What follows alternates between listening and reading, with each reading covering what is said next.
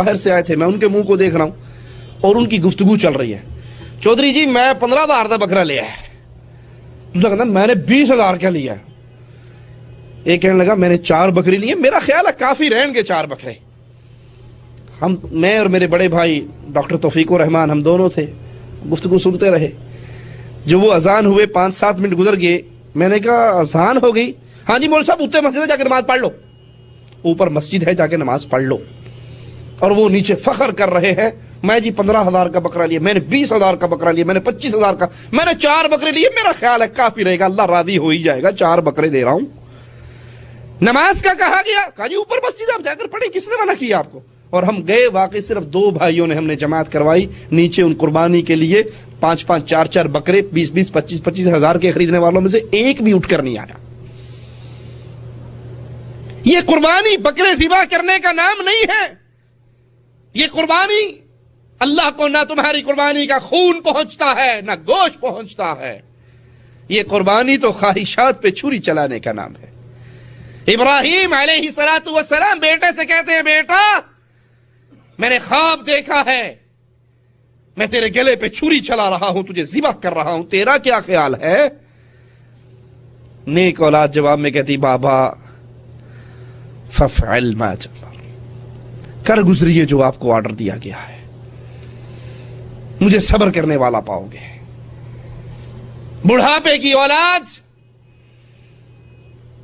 اس کو لٹا لیتے ہیں اور پیشانی کے بل لٹاتے ہیں کہ سیدھا لٹاؤں، چھری میرے ہاتھ میں ہو اور چلاتے وقت میری آنکھیں اس کی آنکھوں سے ٹکرائے، اس کا چہرہ میری آنکھوں سے کے سامنے ہو تو باپ کی فطری محبت جوش مارے اور بیٹے کی محبت میں آ کر کہیں میں اللہ کے حکم کی ادائیگی سے رک نہ جاؤں، میرے ہاتھ لڑکھڑا نہ جائیں. چھری چلنے سے میرا ہاتھ انکار نہ کر دے کہ میں نہیں چلاتا، یہ تو بیٹا ہے، یہ تو لختے جگر ہے. پیشانی کے بل لٹاتے ہیں اور قربانی کے لیے تیار کر لیتے ہیں. اور مالک اپنی رحمت سے ان کو نکال کر جنت کا ایک جانور بھیج دیتا ہے اور اعلان کرتا ہے ابراہیم ہم نے تجھ کو آزمایا تھا، تو اپنی آزمائش میں پورا اترا ہے.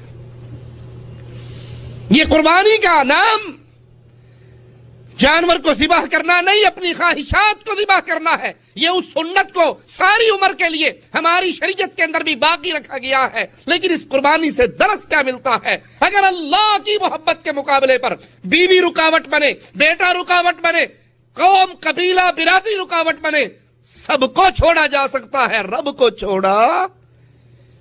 یہ قربانی ہے. اگر آپ سمجھے میری زندگی ہی گزرتی رہے جیسے گزر رہی ہے، اللہ کے احکامات کو میری بیوی توڑ رہی ہے، میرے ماتھے پہ بل نہیں پڑتا. میرا بیٹا توڑ رہا ہے، میرے ماتھے پہ بل نہیں پڑتا. قوم برادری اللہ کے احکامات کو ٹھوکر مارتے ہیں اور میں ہنس کے ٹال دیتا ہوں اور پھر قربانی کے لیے جانور لے کر بھی کھڑا ہو جاتا ہوں تو میری قربانی قبول نہیں ہونے والی.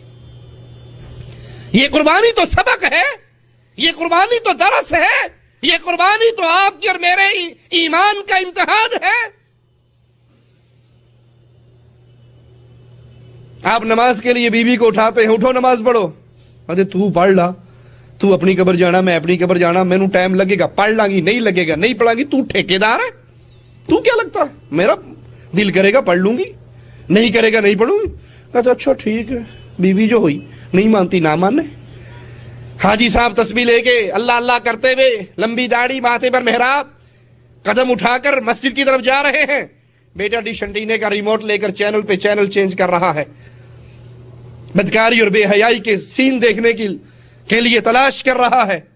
اور یہ جا کر باقاعدہ نماز پڑھ کے پہلے آدھا گھنٹہ پہلے اذان کے وقت مسجد میں موجود ہیں، بڑا طویل ذکر و اذکار، قرآن کی تلاوت، نمازیں. واپس آتے ہیں، بیٹا وہیں پر ڈش انٹینے پہ بیٹھا بدماشی کر رہا ہے. کہا یہ اولاد جوان ہو گئی کی کہہ سکنے ہیں، ایک ہی چھت کے نیچے رہ رہا ہے. یہی بیٹا، یہی بیوی، یہی بھائی، یہی برادری، اس کے ساتھ محبت کا معاملہ، پیار کا معاملہ، سلوک کا معاملہ ہے. اور اللہ کے احکامات سے یہ کھیل رہے ہیں، ٹھوکرے مار رہے ہیں. تو وہاں پر اس کی غیرت جوش نہیں کھاتی. یہ کس منہ سے قربانی دینے کے لیے چلا ہے؟ میں آپ کو مثال دے کے سمجھاتا ہوں. یہی بیٹا جو نماز کے لیے نہیں اٹھتا، یہی بیوی جو نماز کے لیے نہیں اٹھتی، آپ ڈیوٹی کر کے باہر سے گھر میں آئیں اور بیٹا اٹھ کر بابا جی کا استقبال کرنے کے بجائے باپ کے منہ پہ تھپڑ مارے تو کیا خیال ہے؟ گال ملتے ہوئے کہیں گے جی پتر جوان ہو گیا، کچھ بھی کر سکتا ہے، کیا کر سکتے ہیں، بیٹا جوان ہو گیا، جو جی چاہے کرے۔ آ کر بیٹھ جاؤ گے، کہو گے آج اس نے مجھ پہ ہاتھ اٹھایا ہے، میرے گھر میں رہ رہا ہے، میری چھت کے نیچے رہ رہا ہے اور میرے اوپر ہاتھ اٹھاتا ہے، اس چھت کے نیچے یا یہ رہے گا یا نکل جا میرے گھر سے۔ وہ ڈاٹا ہوگا میں نہیں نکلتا، کہا اچھا پھر میں نکل رہے ہیں۔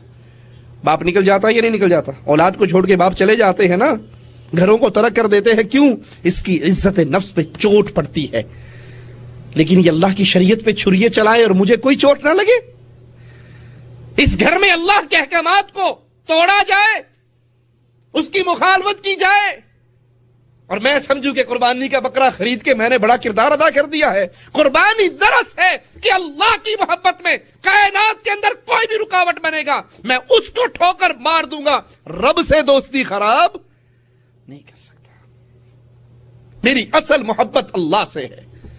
ہر طرح کی خواہش، ہر طرح کی تمنائیں قربان کی جا سکتی ہیں، مالک کا حکم قربان۔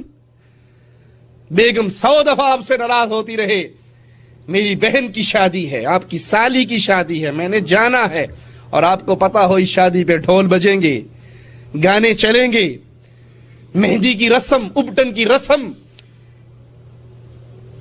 موم بتیاں سجی ہوئی مہندی کے تھالوں میں آئیں گی، لڑکی اور لڑکے رقص کرتے ہوئے مخلوط باہر نکلیں گے، بے حیائی بدماشی کے مناظر ہوں گے، یہ آپ کی بیوی ہے۔